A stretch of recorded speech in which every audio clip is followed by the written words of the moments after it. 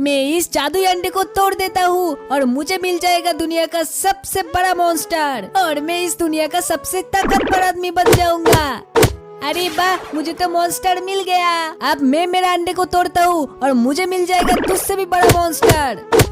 अरे वाह, मुझे तो सबसे बड़ा मॉन्स्टर मिला। अरे तुम दोनों के पास तो सबसे कमजोर मॉन्स्टर है। मैं मेरा अंडे से एक ऐसा मॉन्स्टर निकालूंगा जिसको देख के सबका होश उड़ जाएगा। रुक रुक, अभी दिखाता हूँ। लेकिन उससे पहले तुम लोग बताओ, तुम लोग का पैसा चाहिए या अपने मम्मी का प्यार? जो मम्मा से प्यार करते हो वो लोग वीडियो को एक लाइक करके चैनल को सब्सक्राइब कर दो और कमेंट पे आई लव मम्मा लिख दो।